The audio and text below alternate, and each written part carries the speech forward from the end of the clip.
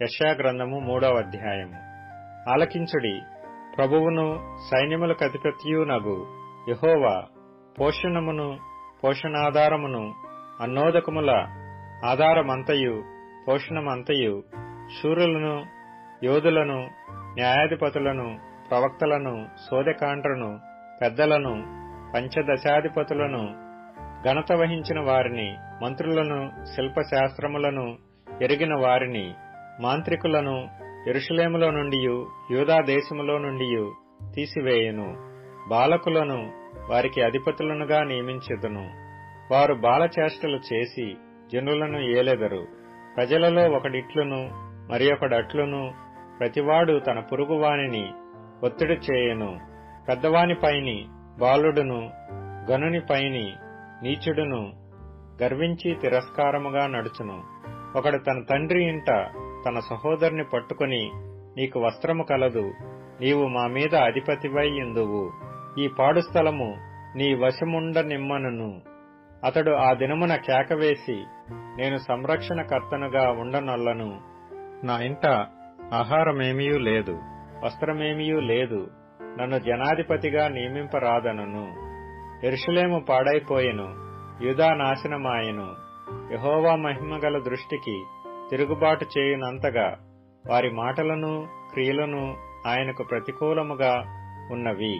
వారి ముఖ లక్షణమే వారి మీద సాక్ష్యమిచ్చును. తమ పాపమును మరుగు చేయక సొదొమ వారి వలె దాని బయలుపరచుదురు. తమకు తామే వారు కీడు చేసుకొనియున్నారు. వారికి శ్రమ, మీకు మేలు కలుగునని నీతిమంతులతో చెప్పుము. వారు తమ క్రియల ఫలము అనుభవింతురు. దుష్టులకు శ్రమ, వారి క్రియల ఫలము వారికి కలుగును. నా ప్రజల విషయమై నేనేమందును? బాలురు వారిని బాధపెట్టుచున్నారు, స్త్రీలు వారిని ఏలుచున్నారు. నా ప్రజలారా, మీ నాయకులు త్రోవను తప్పించువారు. వారు నీ త్రోవల జాడను చెరిపివేయుదురు.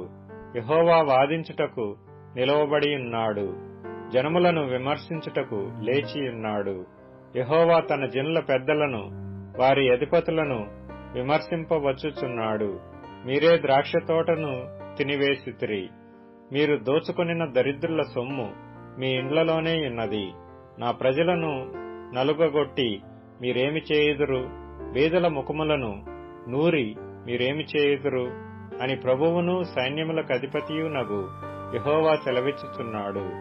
మరియు యెహోవా సెలవిచ్చినదేదనగా, సీయోను కుమార్తెలు గర్విష్ఠురాండ్రై మెడ చాచి నడుచుచు, వరచూపులు చూచుచు, కులుకుతో నడుచుచు తమ కాళ్ల గజ్జెలను మ్రోగించుచున్నారు.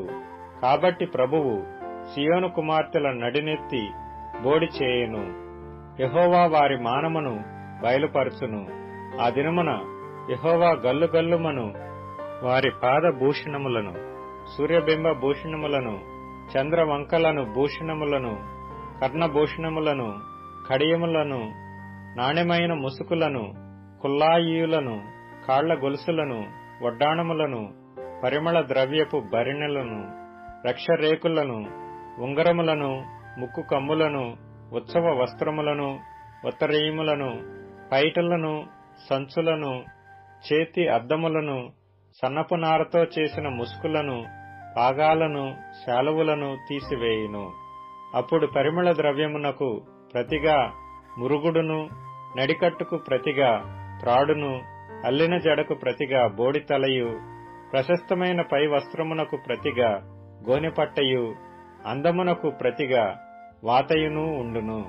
ఖడ్గము చేత మనుష్యులు కూలుదురు, యుద్ధమున నీ బలాఢ్యులు పడుదురు. పట్టణపు గుమ్మములు బాధపడి దుఃఖించును, ఆమె ఏమీయూ లేనిదై నేల కూర్చుండును.